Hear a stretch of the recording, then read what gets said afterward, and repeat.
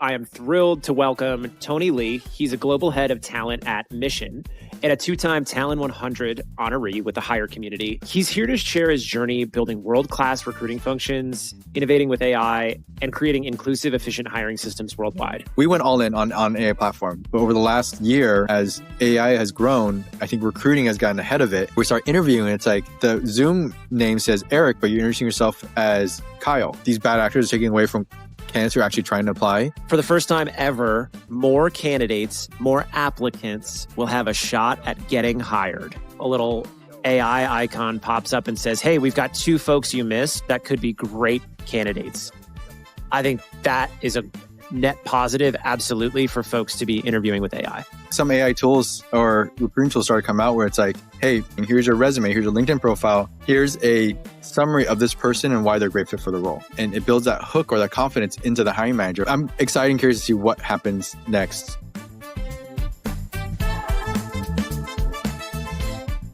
Hey, everybody. This episode of Building the Talent Machine is brought to you by our sponsor, WellFound. If you're a recruiter like me, you're probably always looking for a smarter, faster way to find startup-ready talent. Well, WellFound has you covered. It gives you instant access to a talent pool of 10 million plus startup-minded candidates from all around the globe. You can set up everything in just 10 minutes or less, from posting jobs to building your employer brand and managing applicants, with everything you need to kickstart your recruiting in one place. Need data? WellFound integrates seamlessly with your ATS and helps you stay organized without the chaos. And if you're ready to supercharge your sourcing, meet WellFound AI. Stop scrolling and start hiring. WellFound AI reviews hundreds of profiles each week. It reaches out using hyper-personalized templates, and when candidates respond, it manages the back and forth for you. All that's left is one click to approve, and your calendar fills up fast. So if you're ready to find, connect, and hire your team from pre-seed to IPO and build with the best startup talent out there, WellFound makes it happen. Check out wellfound.com and see how fast you can tap into the startup talent ecosystem. Now, let's go build a talent machine. Hey, what's up, everybody? Today on the show, I am thrilled to welcome Tony Lee. He's a global head of talent at Mission and a two-time Talent 100 honoree with the hire community. Tony has led global TA across multiple continents, scaling high-performing teams, integrating AI into hiring strategies, and elevating employer brand. He's here to share his journey building world-class recruiting functions, innovating with AI, and creating inclusive, efficient hiring systems worldwide. What's up, Tony? Welcome to the show. Nice intro. Appreciate it. Thank you. It is a nice intro. I told you in the show notes, you're a baller, man. I've been looking forward to this one. Yeah, if you say so. I will take it where it comes. But yeah, I'm happy to be here. I appreciate the invite. Amazing. Well, where are you based and what are you working on? So I am based out of San Francisco or nearby, in the suburbs, for the last couple of years. But yeah, SF Bay Area, born and raised here. And what am I working on? I am trying to figure out right now how to manage quality out of a bunch of inbound and talent. And I don't know, it's a weird world of, is that person real? You know, and so yeah, that's kind of what I'm dealing with right now. Is it's a weird shift where I didn't think I'd be here at this point in the year, where I'm just trying to make sure my talent pool is a real talent pool to then make good decisions. What do you mean by a real talent pool? So I don't know. I do know, but it's one. But that's the challenge. I don't know, and as we dig into the process, I'm starting to see that. So we went all in on AI platform. You know, we not to advertise, but you know, we use Gem, and they have a great AI ranking and sourcing tool. In the past, I've used Seek Out, Find Them, and other tools, and so I've always been a big believer of inbound talent. Yes, sourcing is great, but at the same time, one company a lifetime ago, I hired my CTO from an applicant for Dictionary.com, and he was amazing. And in that experience, it was like, how can you make the application easier? I mean, I shouldn't tell this story, but he applied on his phone via LinkedIn while driving in the car. He said, because his email said, this job is great for you. I've always been a believer of qualifying and making inbound easy. But over the last decade, I think inbound is now super easy for the other side too. So, which has never been an issue, in that that's what recruiting team's for. Figure out, find it, source it, qualify what's good, what's bad, and when do we need a source, get referrals. But over the last year, as AI has grown, I think recruiting has gotten ahead of it. in my opinion, where like how quickly can we build tools to help you recruit faster? Because you're getting more applicants every day. And then the market's been weird the last couple of years since COVID, where it seems like everyone is looking for a job at any given time. And so for a while, beginning of the year, it's been great for us. It's helped us narrow down on skill set and behaviors and identify people we want to talk to right away out of a pool of hundreds. But then the last couple months, it's been, hey, these 6 profiles look the same. Or we start interviewing and it's like, the Zoom name says Eric, but you're introducing yourself as Kyle, and someone sneezes and a different face pops up. Or in our case, we actually hired someone where a different person showed up than the person who interviewed on Zoom for the last 4 weeks. And so, so I don't know. That's my thing right now, is just dealing with fraud. But it's less about it's all about the fraud. But for me, it's less about the fraud and more about the experience from these bad actors are taking away from candidates who are actually trying to apply. And then hiring managers who probably, by the time they get it, we're already halfway through the process. And they're the ones who are flagging like, I've seen this profile before. I'm like, no, you haven't.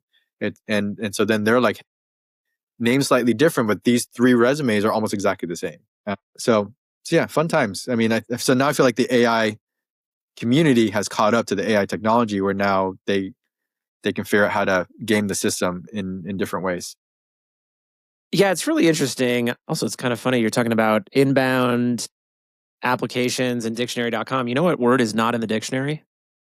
Sourcer. Really? I actually have a campaign and a petition. We're going to get sourcer put in the dictionary. I like it.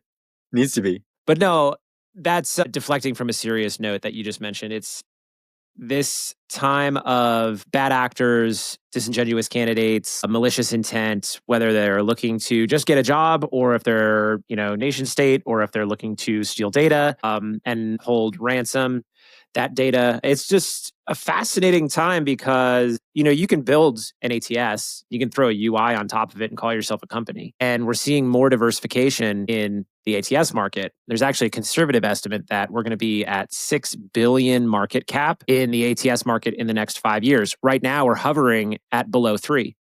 So if we're going to double this thing, potentially triple it, since it's a conservative estimate, there's a lot of opportunity for data security to come into the conversation. I think we're going to see more people in the CISO seat that are involved in any type of software procurement that includes applicant data, because we're harming the genuine candidates who are trying to apply, and at the core of recruiting is trust.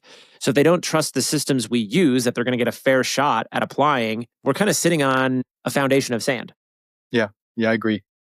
Plus, it's one of those things too. Like I also volunteer for a group called Never Search Alone, and I do volunteer recruiter calls every week with people who are searching for jobs, unaffiliated with the company I'm working for. And the vast majority of those conversations, it's funny because they want to be found and recruiters want to source, but at the same time they're also applying and spraying and praying and hopefully landing somewhere. I want to be respectful of the applicant community. There are quality, amazing people out there who are looking or interested in something different. But then the challenge with sourcing is, I love sourcing too, but a lot of these people have profiles and resumes on LinkedIn. Like I just talked to a creative director who was amazing, who's been on the market for the last few months, and his LinkedIn profile had nothing about his creativeness. It's a one little hyperlink somewhere in his profile saying, go to my portfolio. And his portfolio is amazing. He's designed some of the most amazing brands, clothes for Ralph Lauren and Tumi. And his visuals were, I'm like, why isn't these visuals on your LinkedIn profile? Why are they hidden? And so I love sourcing too, but candidates only need to spruce up their LinkedIn profile, like half a dozen times a year in their lifetime, I mean. And so they're not like writing a resume. They're not good at it. And so I love sourcing, but like you're going to find the person who spends the most time on their LinkedIn profile. And I want the person who spends the least time on the LinkedIn profile. But yeah. Anyway, that's ultimately my goal is the fraud, the bad actors. I very much like my purpose for the last 20 years in recruiting has been, my centerpiece has always been candidate experience. And so this new chapter in the AI era of our recruiting platform is in this multi-billion-dollar space that everyone seems to be building in. My ultimate goal still is, how are we focused on the candidate experience? How are we making it better? 100%. And that's why your ATS vendors are hiring developers, data Oh yeah. scientists, software engineers. Like they are trying to lock that data down. Like they are not building and shipping the software most of the time. They are focused on how are we dealing with these very large problems that have come into the mainstream vernacular. I remember about 8 months back, I was talking with some analysts and founders of vendors about this problem specifically. And there are people actively detracting against it, saying, like, oh, that's not a thing. And it's like everybody's focused on this. And now it's what people are talking about. So it's interesting because it's new. Usually we don't talk about any real meaty problems in recruiting. It's always just, oh, recruiting's broken. We're going to disrupt recruiting and build this platform and change it forever. And now it's like, hey, this is actually a pretty cool problem to solve. It's very serious. There's a lot of implications. And maybe because it is serious, this is one way that the business takes the recruiting team and the profession a little bit more seriously because the heads of TA, the strategic talent partners, regardless of team size, are speaking the language of the business. And if you're running a data business, you need to be able to speak about data. Well, yeah. I mean, two thoughts there is one is I've always been a firm believer of TA is a testing ground for new tech. Um, like we're siloed enough on the side where like, all right, if our tool or our technology or our process breaks, like what really happens? Like someone doesn't get hired, which is an important thing. But at least you didn't screw someone's payroll or break Salesforce. And so I've always believed that the TA side has been like has the ability to be the innovator or on the front line of new tech around people, resources, relationship models that then feed into like, great, this works on the TA side.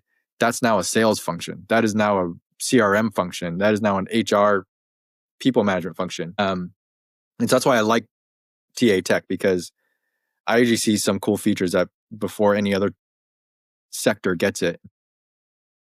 But yeah, but the other side of that thought too is even though I then think of us as like a testing ground where things can break easily and whatever happens happens, but then my other attitude is, but what? How do you see yourself in this process as a recruiter, as a TA leader? How does the business see you? And I've always tried to tell my teams in the past, like, let's say you hire 100 people last year as a company.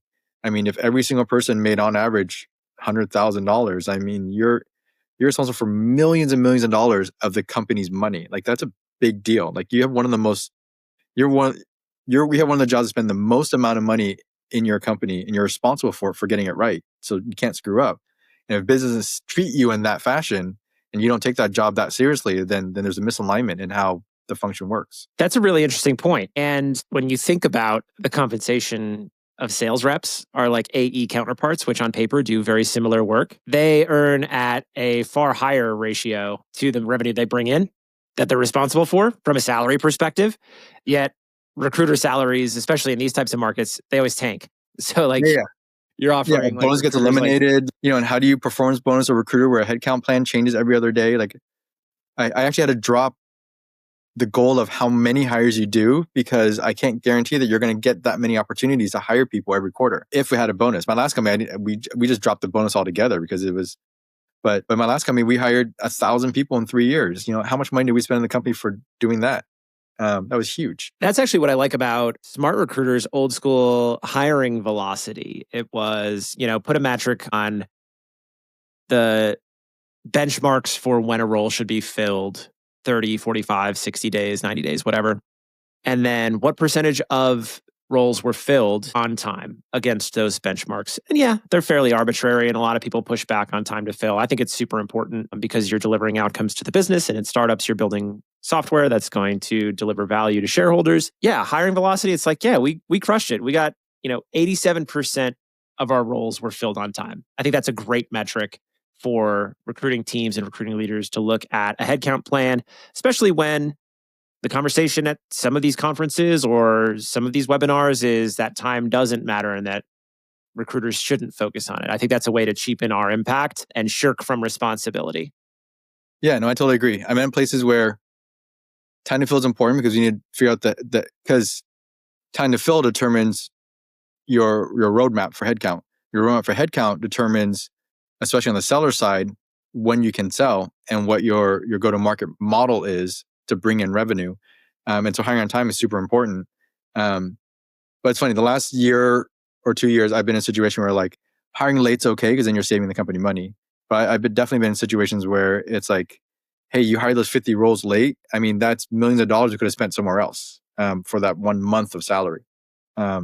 So I think hiring velocity, time to fill is still an important metric to at least help design what your goals are for the future, or at least have some predictability in your capacity. But yeah, I agree. But I've seen places where like Jim Miller at Ashby, they have a whole different spin on headcount plans. So instead of like, hey, here your headcount model is 5 roles come out in January, 3 roles come out in February for this department, and blah blah blah. 5 years later, we'll open 5 more. We'll open another 100 roles. His whole mentality with his partnership with FP&A is when we hit a certain ARR as a company, these roles automatically get released. But then it forces a side of the business to spend time on a metric they would never normally care about. I think they should care about it, but how often does recruiting talk ARR? But if that determines your entire workload for the future and capacity, well, then all of a sudden, all you care about is ARR and hiring on time. Yeah, it's interesting too. What's top of mind for me is actually the term ARR this week. ARR is annual recurring revenue. In venture operations, there's a formula for booked revenue in a projection that can be accepted by the board or VCs in a pitch meeting. At the end of the day, a lot of the talk around ARR isn't actually recurring revenue. Yeah. It's just money. It's Yeah. Just like sales. net sales. But yeah, we see that all the time. Like you would if you're running a recruiting agency and you did $1 million in top line and you said $1 million in ARR. Well, like when I see people say that kind of stuff, it's like, well, you just lost all credibility. So like you're trying to gain credibility from the business. So that's been grinding my gears this week, especially as it's hitting news feed. I'm seeing all these people that don't run recurring revenue business models and they're talking about ARR. A lifetime ago, I used to manage sales departments in Macy's, and I used to run the morning meetings with all the associates. And yeah, I got called that out once of like, hey, our run line is blah blah blah. I'm like, how many? Can you just tell me how many sales we did? And so that ended up being the goal. Is like, what was our daily sales goal? And did we hit it? But yeah, I totally agree. It's become more of a ARR is not the right term for sure. It's like, hey, where are we tracking with sales right now? And I appreciate the call out for Jim. One thing that I told Benji this when I saw him in Vegas a couple of weeks ago is we don't hear enough from Jim about his role as a people leader and a business leader. We hear a lot about his opinions on recruiting operations. But I think that's actually a really strong signal of a company that can build a strong culture around people that is talent first. Jim is a recruiter first, leading a people and talent function. They have HRBPs, but Jim is that people and talent leader.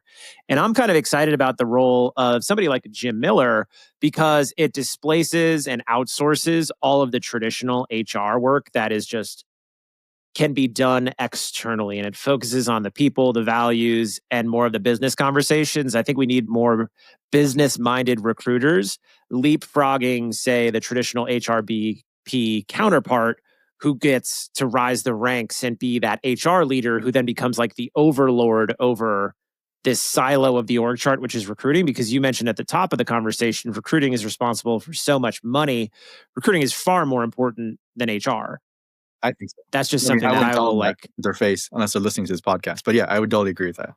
Oh yeah, I'll tell them to their face, and I'm excited to have Jim on this show at some point to talk less about recruiting and more about being a people leader, because I think that is a fascinating use case for a super hyped recruiting product that is building in real time a people culture. And we've seen this in the past where a lot of like recruiting tech vendors are notoriously terrible at hiring. And it's like, what are we actually doing here? But I think, for all intents and purposes, like Ashby's doing it right. And they're friends of the brand for sure. And as we think about tech, I want to double click on something you said earlier. It's about TA being able to test new tech versus different orgs. When we think about digital transformation in the recruiting stack, oftentimes it's candidate behaviors that drive vendor innovation. Yeah. Two examples of that would be mobile optimized application systems, SMS texting. Now we're doing the AI. But the problem is with AI, consumer tech, regular B2B and enterprise tech and then HR tech, which is even slower to innovate than the rest of like B2B tech. They're all building on AI in the same time. And we've never really had this type of innovation confusion before. So I'm really fascinated by the use case of TA being able to build incredible technology, because what it's going to do is then it's going to offer more fulfilling careers.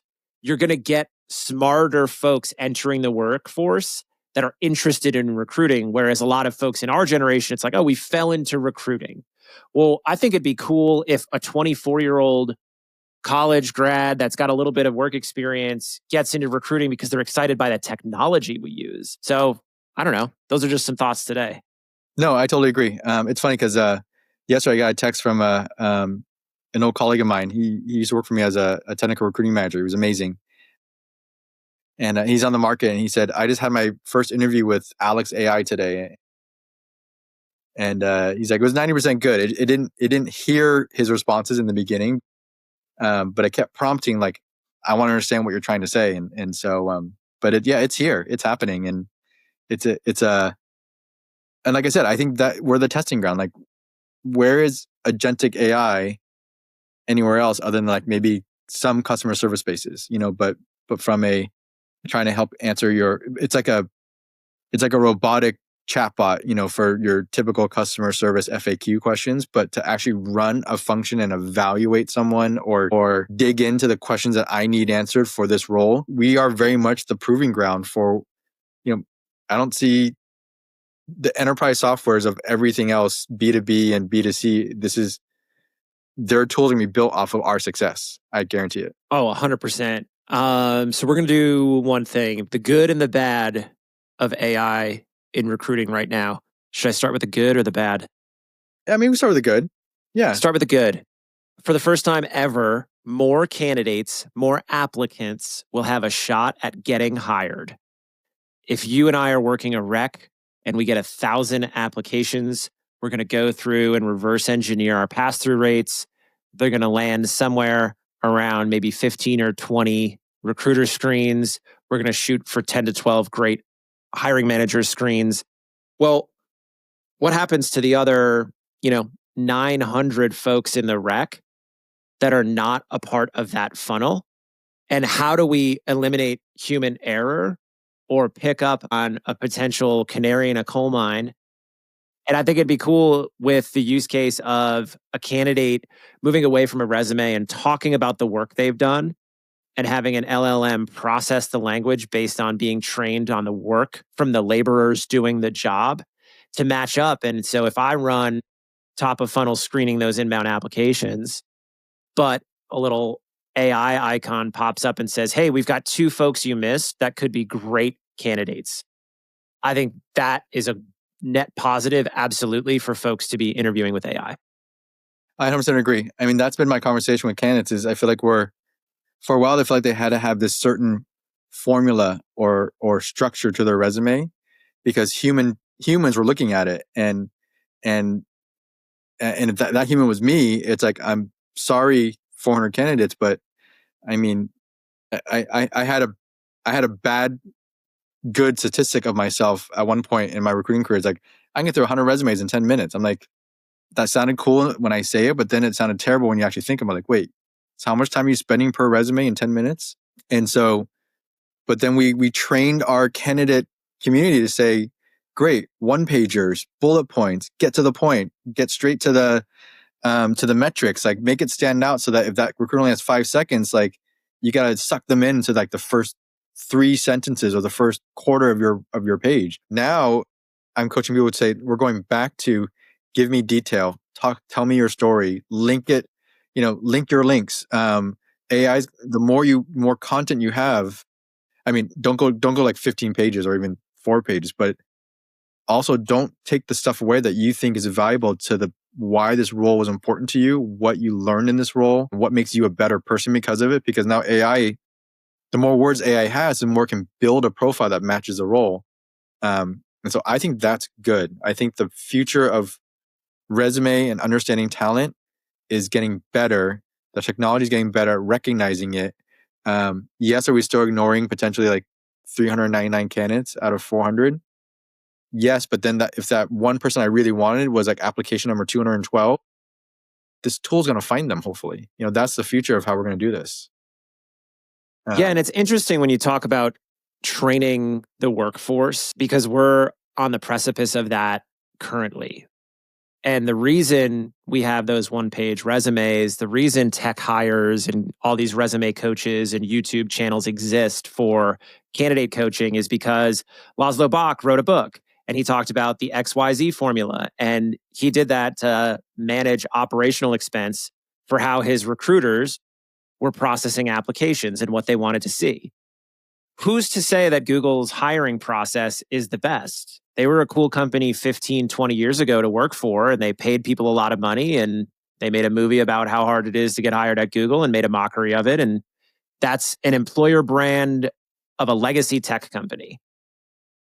Why do we believe it to be true that anybody from Google is like this hiring expert? They just trained the market at scale. And now what we're seeing is a lot of folks are pushing back on not wanting to interview with an AI agent. And so my thought process is like, well, what sucks less? Writing a resume or interviewing with an AI agent? And I think you can't have it both ways. And that's the candidate training that we're on the precipice of now is cool. Do you want to write a resume? Do you want to do all the work that exists on a database, on a website? You can apply that way and see how it gets you into a role, or see what companies follow that process in the next 2 to 5 years. Or you can book a 45-minute call with an AI agent and it'll ask you a series of questions. You can describe the work you've done in natural language. AI is great with natural language processing. So let's leverage that instead of trying to squeeze this traditional resume candidate coaching into a new way of hiring, because we're not going back to the old way. No, and then so what's the traditional path right now? Form people apply. I mean, yes, maybe AI helps me rank it, but if we're stuck on like a human moves forward, a human interviews, the one's like, well, how much time in a week does my one recruiter have to screen? Whereas could I double, triple, quadruple that? And yes, is it wasting other people's time? But the goal is to get them a recruiter screen anyway. And so I don't know. My attitude is it can only help you. It's not like I'm asking you to dedicate 8 hours of time making an assessment or doing a project to get to the final stage. Like, there's a conversation that in lieu of your resume or in it to complement your resume, here's more details about this conversation, and as long as AI does it right, the goal of AI is not to judge you. The goal is to summarize. Well, it depends. I mean, you could program to do both, but the right way to do it is not to judge you, but to make recommendations of, here's how the conversation went. Here's a summary of their experience. Here's what you're looking for. What do you want to do? And I think that's how AI needs to be built. But to your point, it's not going away. I mean, this is the future of everything. And so I know people are resistant, but if you go backwards, you're going to be inefficient. You're going to hire slower. Everyone else is going to start hiring faster. Every other medium, like, I'd be surprised if by this time next year, my entire dinner order is going to be with an AI robot. And then does a human deliver it or does a robot deliver it? I don't know. But either way, robots are taking my order somewhere, and they might as well help me recruit better. Yeah, we should check in on Chipotle's Autocado and see how their employee experience is going. Remember that when they dropped the Autocado thing? Well, that's something actually is, are AI agents employees? I'm a holy hell no. I keep seeing this where it's like, oh, your new employee or your new coworker is going to be AI. And it's like, I freaking hate this. I read a funny article. It came up on my phone the other day where somewhere in my neighborhood, a Waymo driverless car was driving up towards a sobriety checkpoint. And so the car thought it was a blocked street. So it took an illegal U-turn to go back around it. So the police followed the car, but they couldn't give it a ticket because there's no driver. And so now they're trying to amend the law to say, how do we ticket a driverless car for making an illegal U-turn? But it was funny. Okay, we did the good. Now we're going to do the bad. The bad of AI rec tech is something we just mentioned. The personification of AI. I'm so sick of seeing gendered names for AI agents, specifically traditionally female gendered names. Big advocate, ally, all about inclusivity over here. And whenever I see like a new AI chatbot named after like a traditional woman's name. It's like, why are we perpetuating this stereotype that women should be in administrative roles? But more importantly, why are we telling the robots they're humans? Like, this is a tool. It'd be like naming your calculator like Dave. Yeah. In fairness, my daughter named her softball bat Sally, but Sally helps her That's different. get hits. Sally, But man. no, it's funny you say that because some companies are trying to like build a whole marketing campaign around it, but it's not just the name. Like, driving down on the 101 in San Francisco, there's I'm your new AI BDR replacement, and it's a full on female 20-year-old face. I think her name is Sora or something, but yeah, I agree. I think the bad is people are trying to give human characteristics to humanize the robot to try to sell to humans, and I get where they're coming from, but then you're masking its actual ability with its vanity, and I'm not going to hire this AI robot because she's pretty. I'm gonna hire this AI robot if they actually do the job.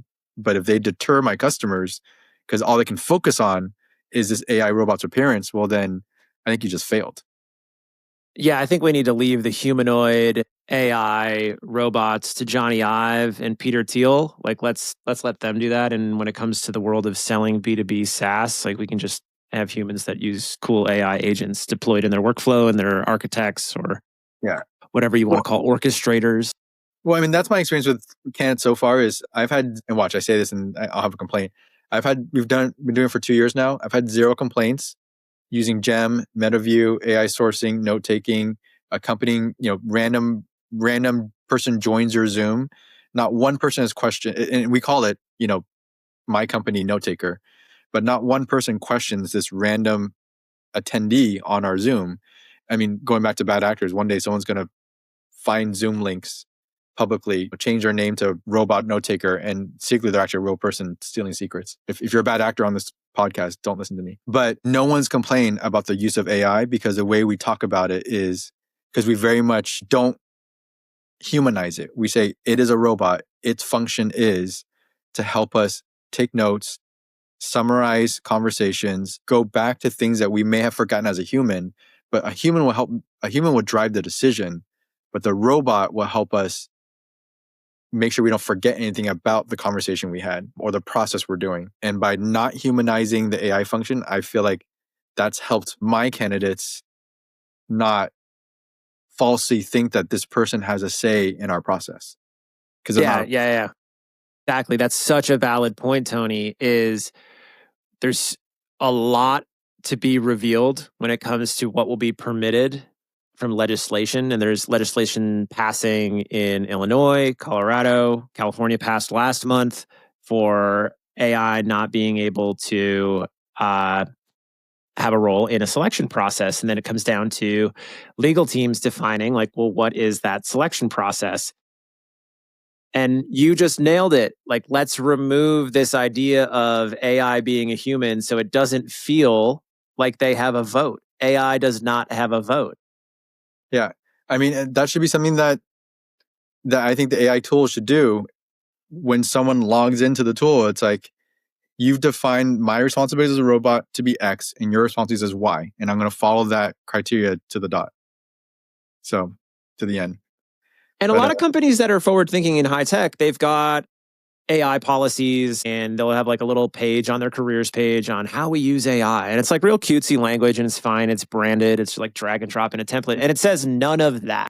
Yeah. So I got a question for you. Should candidates in an interview be allowed to use AI the way the interviewers are? Like, should they be able to be permitted to have a note taker and record their interview with a company? Interesting question. So the first half of that, it's funny you say that because part of so we also, where I work, we have AI engineers and AI solution architects who help people deploy their AI projects into the AWS, which we were a partner for. And so when we first launched expanding our AI department, our ML and our engineering groups, every single interview, like or 90%, used ChatGPT or something. And it was just so obvious because they would pause and then give a really long-winded answer, or or the web browser would actually um, would glitch processing the information. And so it's just obvious, like they froze, they thought about it, their answer was too good, it was too long. And in the beginning, we were auto rejecting people like they're cheating. And it's like, but do we tell them that's cheating? So we actually had a long discussion like, well, hold on a second. Are they cheating? I mean, yes, how do you define cheating? Did they not know the answer themselves? But we can't prove they didn't know the answer themselves because we didn't ask it that way. And do we ever tell them they couldn't use AI? And the answer was no. And so in the end, it's like, okay, well, what do you want to do? If they look good on paper and it's something that you're interested in, let's re-interview them, but set parameters. And then moving forward, so now we've set parameters where because we can't control it. And we can say you can't use AI. That's going to go against someone's potential nature to like, I need this support. And so instead, we now are asking them, hey, please disclose if you're using it. We will have a slightly different set of questions. You can still use AI to help you, but we want to, because we also then ask ourselves, are we using AI in our work every day? And the answer is yes. And so, so if we're using it, then let's see how the candidate uses it too. Evaluate them on that. So anyway, I kind of like that idea. It's almost like having the idea of like a weighted rubric. So if you're in that debrief with a hiring manager, it's like, oh yeah, so and so, we have 3 candidates. They all scored, strong yes, 4 out of 4. Hiring manager's stoked. Well, the one candidate who didn't use AI to get there, it's like, that's obviously the choice.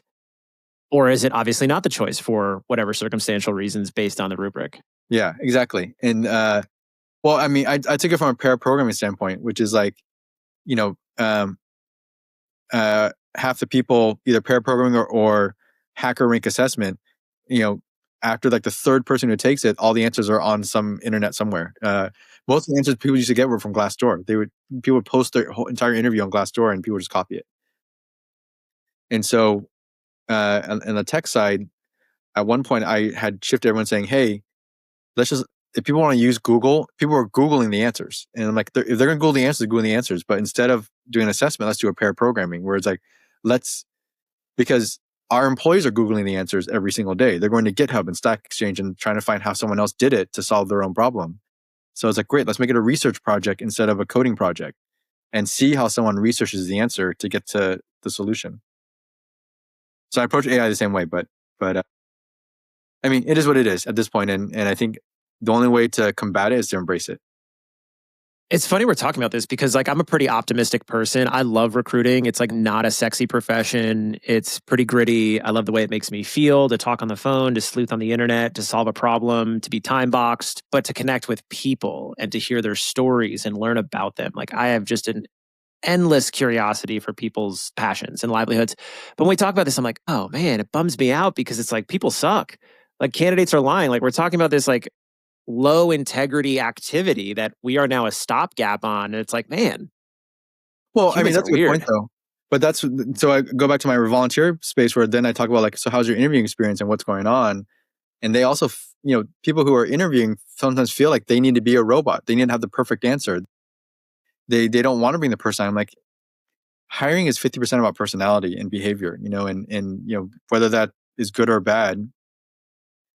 I don't know. This year, we've focused so much on skills-based hiring and we still had a culture and behavior component, but we were so hyper focused on skills but we're also a customer-facing AWS partner, and so we do a lot of client-facing, AWS-facing, consultancy-based, and we didn't interview for that for part of the year, and we had more under 90-day attrition this year than we ever had in our company history because we had focused so much on skills-based hiring. So we had to go back to behavioral questions and the human component and what would you do in this customer situation? What would you do in this team member situation? That's made better hires in the last couple of months. But yeah, it's interesting. We've come full circle. We're like back to where we were a decade ago, talking about psychometrics, behavioral assessments, skills 100%. Tests. And now it's like, well, how do we mitigate cheating and fraud and identity verification, all of these important aspects of how those tools evolve to assess talent. And now we're talking about like, oh, maybe we'll throw candidates into clean rooms if they're interviewing away from a central hub. The thing about skills-based hiring is Everybody wants to talk about skills-based hiring until it's time for recruiting teams to pay vendors to distribute them, especially in an employer's market where teams are tightening up budgets and it should be easier to hire and they're mitigating costs across the recruiting stack. And then candidates never want to prove they have them. So you can never win with a candidate, whether it's telling them what kind of resume you want or doing top of funnel AI agentic interviews or reference checks or background checks. And now it's like Never gonna skills win. tests. And it's like there's always something wrong with our process. So how do we just continue to evolve it using the tools, systems, technology, and science that we have today? Everybody has their whiteboard thesis of this great idea that we're going to reverse engineer behavioral attributes into an interview process to predict future performance. That's just not the case.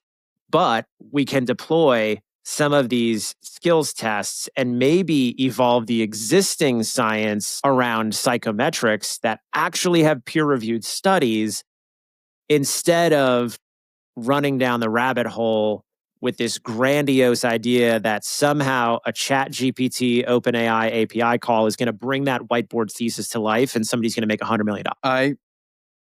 I totally agree. It's full circle. Well, so I'll reiterate one point you made, which is recruiting is not sexy, but it's also not boring. So every day I come to work, something different's happening. And what's happening right now is probably something similar to happened 15 years ago with the new AI spin. But for the most part, I don't know. I mean, on the HR side, I'd be bored if I had to do like unemployment and paperwork and I-9s every single day. This is why I do recruiting, because something different is going to happen every day. And one employer to the next, one manager to the next, or one person saying next to the other person is going to have a different opinion about skills-based hiring, and they're going to want to do it that way. And so my job is to figure out not how to make everyone happy, but how to make sure that you get the person you want for the role that you know, the skill you need and the person you need to do the job right.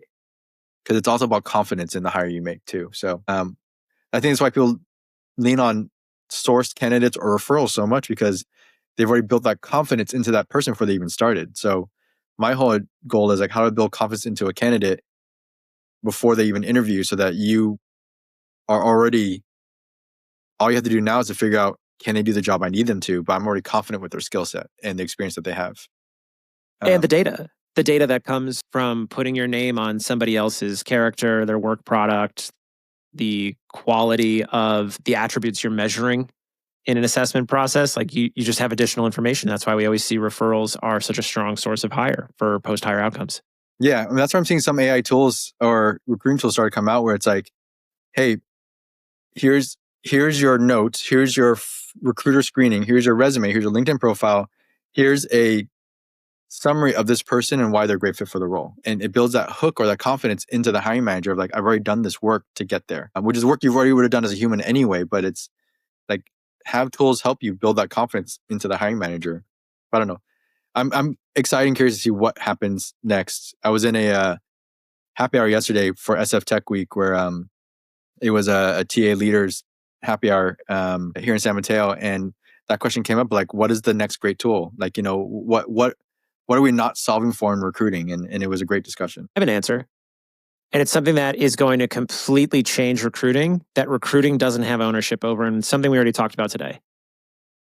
It's a part of the recruiting workflow that is absolutely critical, and it's the current stopgap on why there is no end-to-end agentic AI recruiting solution out there. There is no trade secret. There is no team out there running full end-to-end automated recruiting with an agent. And here's why. It's because AI scheduling doesn't exist. Yeah, sure, there's a lot of tools out there that talk about having AI in their scheduling process. We're not talking about calendar Tetris here, people. We're talking about candidates. Do you know anyone in your life that manages a calendar with an agentic AI solution? No. Exactly. It doesn't exist. It doesn't exist. Not just on the recruiting level, on a personal level. If there was a personal agentic AI calendar assistant, that would change my life. Right now, I manage my calendar, my wife's, my 2 kids, and my work calendar and the interview calendar. And so everyone always asks me, give me your calendar. Like, I can't give it to you because I'm bound. I'm playing my own calendar Tetris between like 6 people's calendars to let you know when I'm free. And that's truly the next great technology that will come in our lifetime. Yeah. And then it'll trickle down when it gets cheaper for recruiting. But yeah, whenever I see folks talking about like agentic AI recruiting, it's like, do you use your brain. And I appreciate you giving me your Calendly, Tony, and spending time with me today. This is a real treat. I have admired and looked up to you. It's people like you who have taken a leap out there from a content perspective, a community perspective. It's why I'm so inspired to have these conversations. You are a really strong leader in this community. So I want you to know that, like in your heart, like, hey, I'm a dude from the internet that reads your stuff. And thank you for doing that stuff for as long as you have. Do you want to talk a little bit about your role in the community, some of the communities you're involved with, and what it means to you? Yeah, absolutely. So I've been lucky to use this role to leverage my experience in it. And it's funny, I'm starting to hit that cycle of when I go to community where it's like, hey, I've been recruiting for 2 or 3 years. I'm loving it. I'm like, oh my God, how old am I? And so it's mentoring and paying it back to those who actually do care about it, which, by the way, none of them know what Boolean search is, and they don't need to, but it's sad though. But so real quick, the communities I'm in, Higher Community is a great one. They do events all over the US and Europe. And really are trying to build that next great TA leader. They're advocating to try to get a chief talent officer in every company, and so they're amazing. Silo is amazing. It's a paid venture talent community, so there is a membership, but they are really trying to innovate and push and invest in the TA tech community, and that's why they have membership fees. But it's some great leaders in there. Talent IP is a local Bay Area one that has a few folks in Boston, New York, run by Glenn Lindley, and his only goal is to get people in person to just hang out, have a drink, eat, and just share experiences. I think that's a challenge in talent is sometimes you think you're on your own and you're not. Glenn, we love you, buddy. Yep. And then one that I spent a lot of time on that's not recruiting, but it's in the hiring space. It's called Never Search Alone. It's a book written by Phil Terry about why you shouldn't try to find a job by yourself. And so you build a group called a job search council, and you work together to help each other optimize your profile, search strategies, and there's a formula. But it gets to a point where they have to do a listening tour.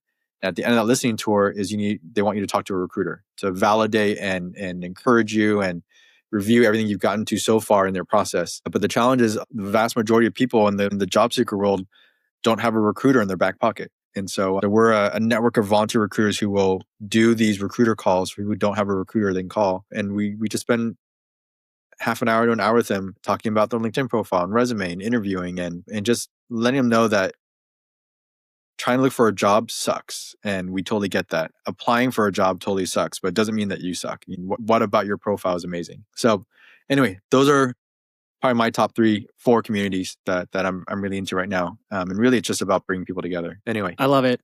Tony, I admire the work that you do as a strong, independent thinker and the work that you do for the community. And it reminds me of the proverb, if you want to go fast, go alone. But if you want to go far, go together.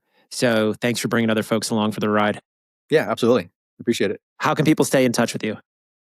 Yeah, LinkedIn's probably the best. In fairness, all these communities, I do get pretty busy. But I mean, connecting on LinkedIn, follow me on LinkedIn, even though it's not my tool of choice for all things I do at work, but it's definitely my tool of choice to make sure that I stay connected with people. And through that, we'll find another community to introduce each other to. But yeah, connect with me and I'm happy to say hi back to you. And you Yeah, I'll throw your Calendly in the show notes. Yeah, absolutely. Good luck finding a free spot between my volleyball, softball, and flag football.